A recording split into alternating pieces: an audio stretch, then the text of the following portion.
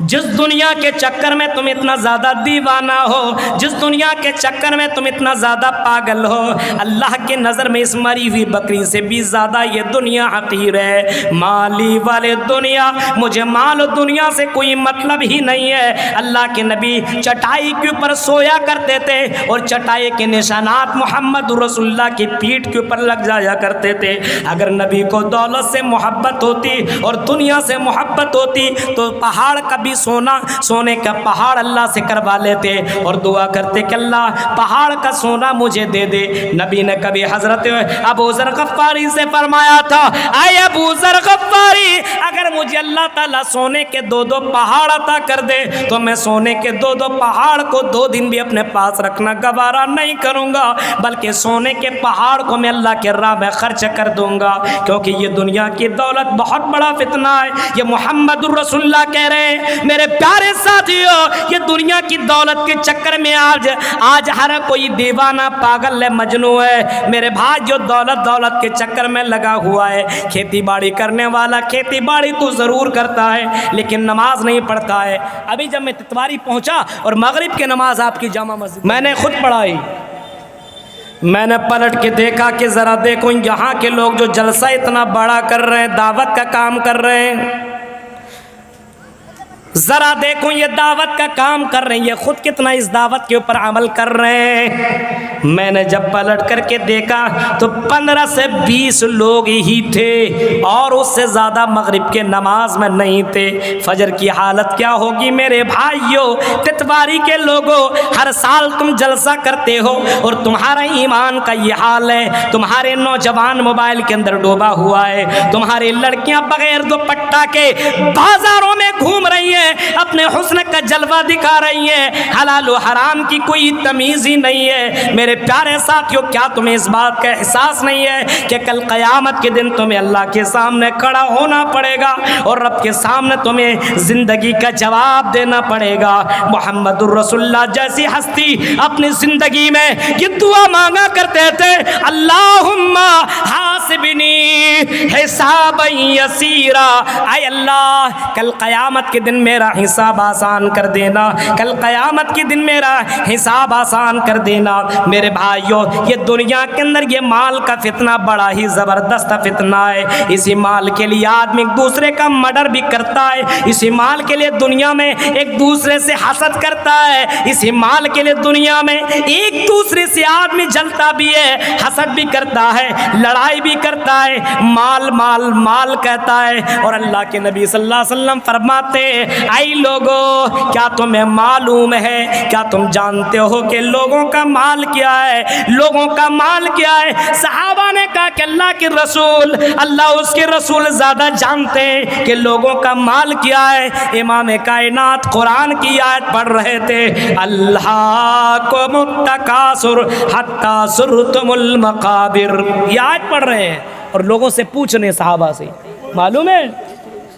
صحابہ نے کہا نہیں ہمیں نہیں معلوم، اللہ کے نبی آپ زیادہ جانتے ہیں، اللہ زیادہ جانتا ہے۔ نبی اکرم صلی اللہ علیہ وسلم نے جواب دیا، ما اکلتا فافنیتا، اے لوگوں جو لوگوں نے کھا لیا پچا لیا وہی اس کا مال ہے، او لبستا فابلیتا، جو کپڑا پہن لیا پرانا کر لیا بوسیدہ کر لیا ختم کر لیا وہی اس کا مال ہے، او تصدقتا فامزیتا، جو مال اس نے اللہ کے راہ میں خرچ کر لیا وہی اس کا مال ہے۔ یہ اللہ کے نبی صلی اللہ علیہ وسلم فرما رہے ہیں میرے پیارے ساتھیوں، ذرا غور کرو، مال کے چکر میں تم پڑے ہوئے ہو، آج تمہارا انتقال ہو جائے، تمہاری دولت کے اوپر قبضہ کسی اور کا ہوگا، تمہارے مکان کے اوپر قبضہ کسی اور کا ہوگا، تمہارے بینک بیلنس کے اوپر قبضہ کسی اور کا ہوگا، تمہیں قبر کے اندر ڈالا جائے گا تو ایک کپڑا سفید کپڑے میں تمہیں لباس میں لپیٹ کر کے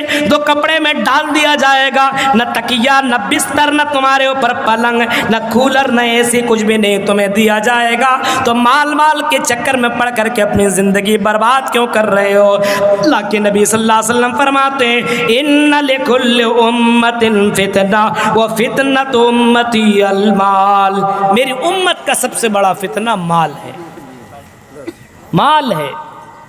آدمی مال کمانے کے چکر میں، نوجوان خاص کر کے بزرگ حضرات، ہر کسی کا، ہر کوئی آدمی بوڑھا ہو جاتا ہے، لیکن اللہ کے نبی فرماتے ہیں لوگوں کا دل اور اس کی خواہش، یہ دو چیزیں ہمیشہ جوان رہتی۔ بوڑھا بھی ہے نا، پھر بھی سوچتا ہے کچھ 1000 روپیہ بڑھ جائے، بوڑھا ہو گیا ہے، ایک کمرہ بن جائے، بوڑھا ہو گیا ہے، میرا بیٹا کچھ اور کما لے، اس بڑھاپے میں پتہ نہیں اس کو پیسہ کیا کام دے گا، سمجھ میں نہیں۔ یعنی آدمی کا دل اور اس کی خواہش ہمیشہ جوان رہتی، یاد رکھیے میرے بھائیو۔ یہ اللہ کے نبی صلی اللہ تعالیٰ علیہ وسلم نے فرمایا، یہ مال کا فتنہ بڑا ہی زبردست ہے۔ اسی وجہ سے جہاں دولت ملتی ہے آدمی وہیں شادی کرتا ہے۔ ہاں، کتنی غریب لڑکیاں خوبصورت ہے لیکن اپنے گھر میں بیٹھی ہوئی ہے، اور یہاں تک کہ کچھ شہروں کے حال تو یہ ہے، اچھی خوبصورت لڑکیاں ہیں، شادی نہیں ہو پا رہی ہے کیونکہ اس کے باپ اس لائق نہیں ہے کہ اپنے بیٹی کی شادی میں جہیز دے پائے۔ ہمارا حال تو یہ مسلمان ہے، اور یہ حرام کا پیسہ آنا چاہیے۔ مولوی صاحب ہماری دعا قبول نہیں ہوتی ہے، قیامت کی صبح تک قبول نہیں ہوگی اگر حرام مال کھاؤ گے۔ سنو میرے بھائیو، ذرا غور کرو، کبھی آپ نے اس پہلوؤں کے اوپر کبھی آپ نے غور کیوں نہیں کیا ہے؟ اللہ کے نبی صلی اللہ علیہ وسلم فرماتے ہیں لوگوں، بادروا بالاعمال فتنہ کقطع اللیل المظلم یصبح الرجل مؤمنا ویمسی کافرا۔ اے لوگوں نیکیوں میں جلدی کر لو، اے لوگوں اچھے کام میں جلدی کر لو، اے لوگوں جنت والے اعمال جلدی کر لو، اے لوگوں جہنم سے بچنے والے اعمال جلدی سے کر لو، اس سے پہلے کہ تیری زندگی میں فتنے اتنے زیادہ آ جائیں، اتنے زیادہ فتنے آ جائیں کہ تم فتنے کے اندر تمہیں توحید نظر ہی نہ آئے، اور فتنے کے اندر تمہیں نیکی نظر ہی نہ آئے۔ آدمی کا حال یہ ہوگا، صبح میں مسلمان ہوگا تو شام کے اندر کافر ہو جائے گا، اور شام کے اندر مسلمان ہوگا تو صبح کے اندر کافر ہو جائے گا۔ آج دیکھیے ایک مسلمان شام میں ٹھیک ٹھاک ہے، صبح میں کوئی نیتا آیا 5000 تھما دیا، ہاں اب وہ شرابی کبابی کچھ بھی ہے، ووٹ اسی کو دینا ہے، ہو گیا، صبح میں مسلمان تھا شام میں کافر ہو گیا۔ حال تو یہ ہے میرے پیارے ساتھیوں، پیسے کے چکر میں میرے بھائیوں اپنا ایمان بیچنے کی کوشش نہ کرو۔ امام کائنات نے فرمایا، کبھی آپ نے اس انداز سے فرمایا، مدینہ ایک پہاڑی کے اوپر آپ چڑھے اور چڑھنے کے بعد لوگوں سے کہا، صحابہ سے کہا، ہل ترون ما ارا، اے میرے صحابہ جو میں دیکھ رہا ہوں کیا وہ تم دیکھ رہے ہو؟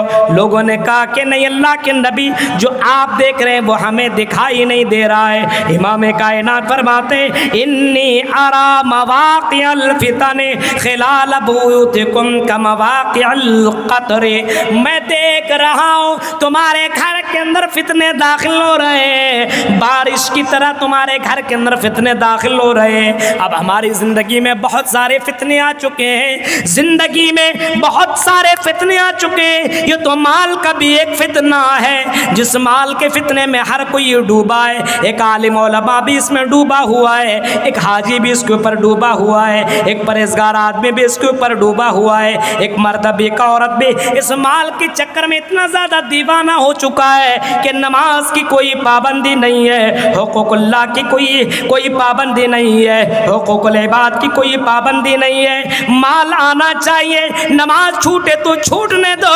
اللہ کے قانون کی اگر اللہ کے قانون کے خلاف ورزی ہو رہی ہے تو ہونے دو، لیکن مال میری زندگی میں جمع ہونا چاہیے۔ میرے پڑوسی نے ایک کار خریدا ہے، میں بھی کار خریدوں گا۔ میرے پڑوسی نے ایک بائک لے لیا ہے جہیز میں بھی اپنے بیٹے کی شادی میں جہیز میں ایک، بلکہ اس بائک سے بھی زبردست بائک لوں گا اور 1 لاکھ روپیہ بھی لوں گا۔ مال کا فتنہ اتنا زبردست ہے، یہ ہے مال کا فتنہ۔ ایک اور فتنہ ہے ہمارے سماج کے اندر، ایک اور فتنہ ہے، وہ ہے عورت کا فتنہ۔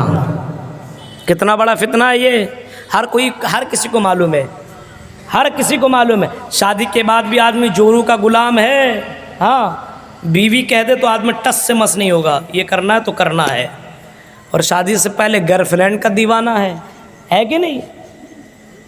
گرل فرینڈ کوئی چیز بول دے فوراً اس کام کو آدمی کرے گا، اللہ کہہ دے نہیں، اللہ کی بات کا مان رہا ہے۔ نبی نے فرمایا ما ترکت بعدی ازر فتنتن ما ترکت بعدی فتنتن ازر علی الرجال من النساء۔